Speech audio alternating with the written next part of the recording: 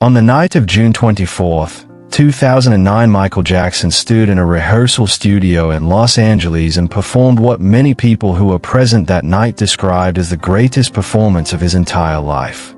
He was sharp. He was electric. He was everything the world remembered and more. 36 hours later, he was dead. And the official story of what happened between that rehearsal and his death has never fully added up. Not then. Not now. Not ever.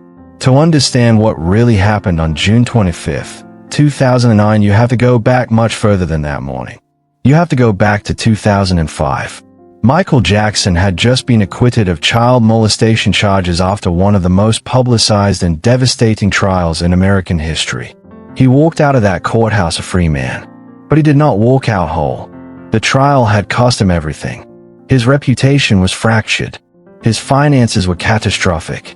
He had borrowed hundreds of millions of dollars against his most valuable asset, his share of the Sony ATV music catalog.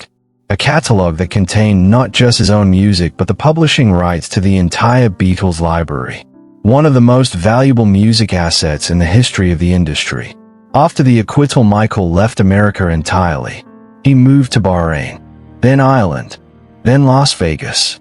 He was a man in exile from the country that had built him and then tried to destroy him.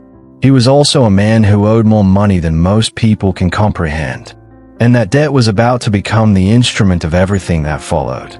In 2008, a company called AEG Live approached Michael Jackson with a proposal. A comeback tour. 50 shows at the O2 Arena in London.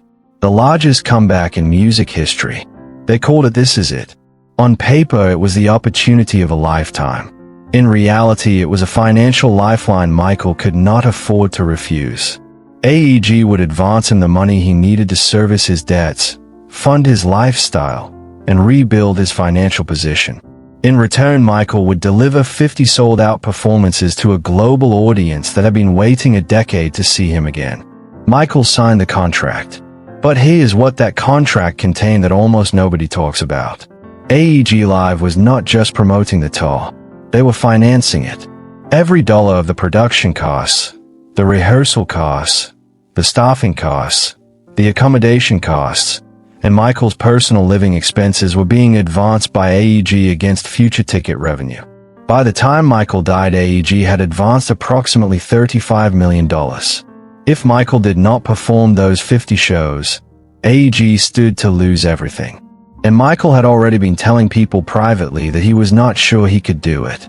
The people closest to Michael in the final months of his life tell a consistent and deeply troubling story.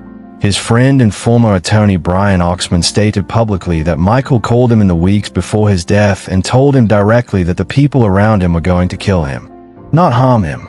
Not pressure him. Kill him.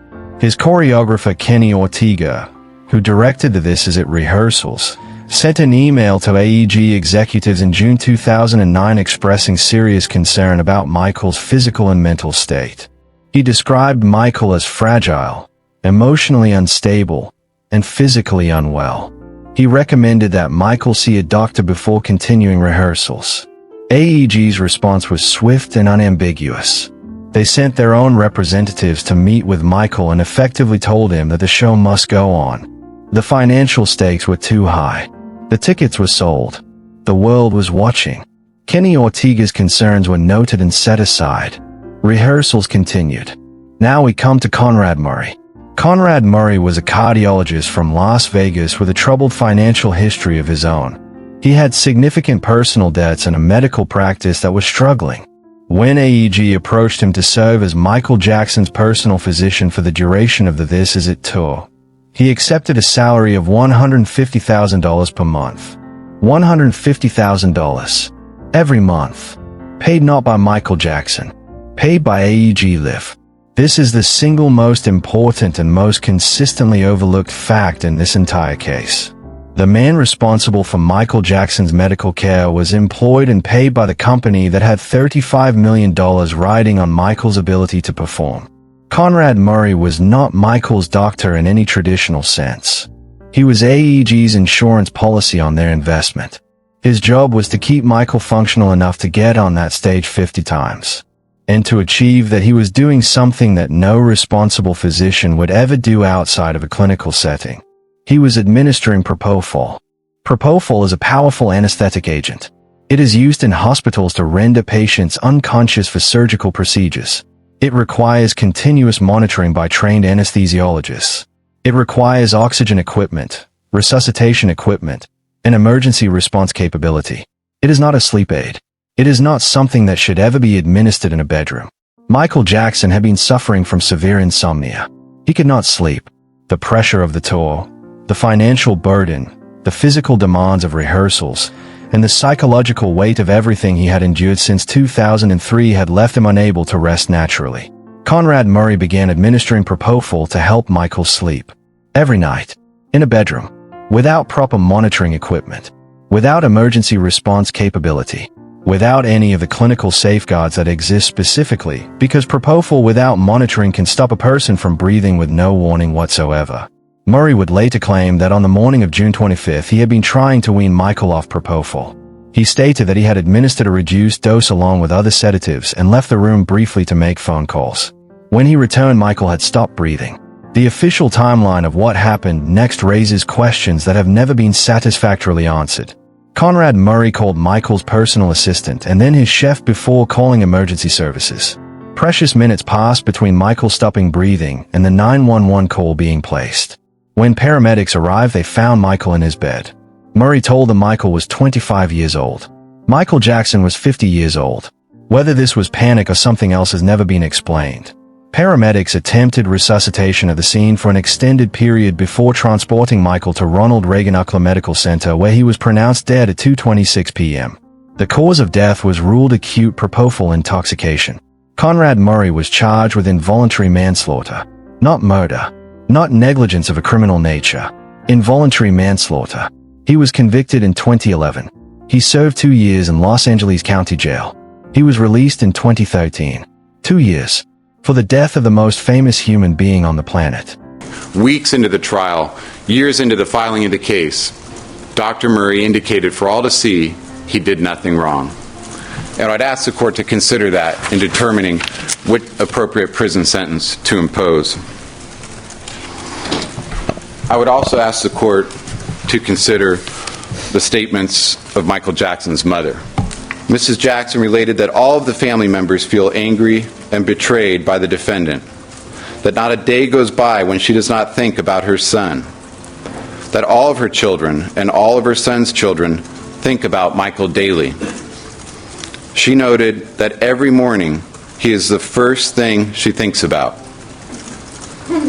Michael Jackson was his children's world, and their world collapsed when he left.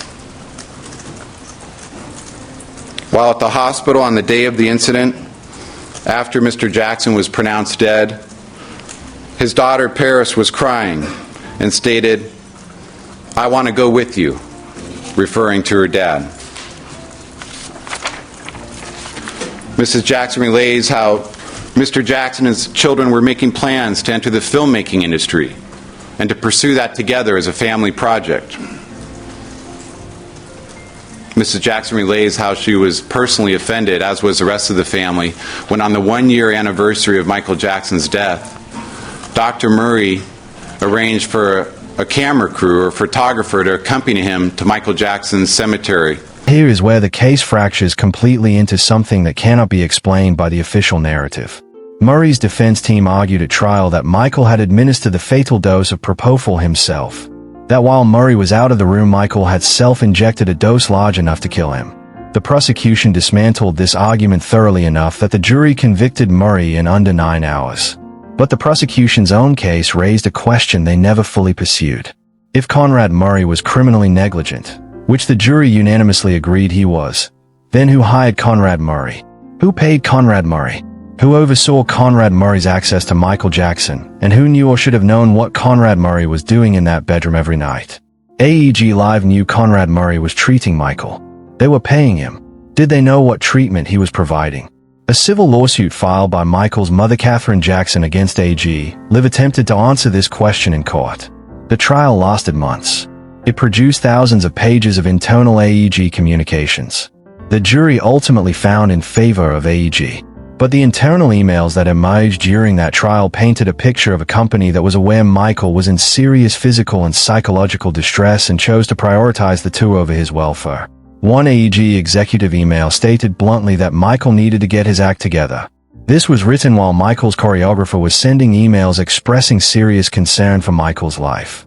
Michael Jackson had been attempting to renegotiate his financial arrangements with Sony for years before his death. He believed, and stated publicly on multiple occasions, that the music industry operated as a system designed to exploit artists and then discard them. He specifically named Sony Music CEO Tommy Mottola as someone who had worked against him professionally. He had spoken openly about what he called a conspiracy by the music industry to destroy his reputation, his finances, and ultimately his ability to control his own legacy and his own catalog. At the time of his death, Michael's share of the Sony ATV catalog was the single most valuable asset in music. It was also the asset that his debt was secured against. Had Michael continued to default on his financial obligations, that catalog would have eventually passed out of his control. When Michael died, his estate became the subject of the most extraordinary financial resurrection in music history. His music began generating revenue at a scale that had never been seen before. The This Is It documentary generated $260 million. Album sales exploded globally. Licensing deals, streaming rights, and catalog revenues made Michael Jackson's estate one of the highest earning in the world within months of his death. In 2016, Sony purchased Michael Jackson's share of the Sony ATV catalog from his estate for $750 million. $750 million. The same catalog Michael had fought for decades to maintain control of. The same catalog that his debt had been secured against. The same catalog that was worth significantly more after his death than before it. Conrad Murray was the man in the room. Conrad Murray administered the propofol. Conrad Murray made the phone calls before he called emergency services. Conrad Murray served 2 years. But Conrad Murray did not hire himself. Conrad Murray did not choose propofol as a treatment for insomnia. Conrad Murray did not advance $35 million against 50 concert dates that a visibly unwell man was being pressured to deliver. Conrad Murray was the answer the court system was willing to accept. He was not the only question this case has ever asked. Michael told Brian Oxman they were going to kill him. 3 weeks later he was dead. The doctor served 2 years. The catalog sold for $750 million. And the man who said they were going to kill him has been silent for 16 years. Because silence is the only thing left when every question leads somewhere nobody in power wants to go. You have been watching Timeless Forge. And if this is the first story you have found in this archive, know that there are darker ones waiting. Stories the official record sealed. Stories the powerful buried. Stories that have been waiting for someone willing to ask the questions out loud. This is only the beginning. Follow Timeless Forge. Because some deaths deserve more than 2 years and a closed file. Timeless Forge, where history gets dark.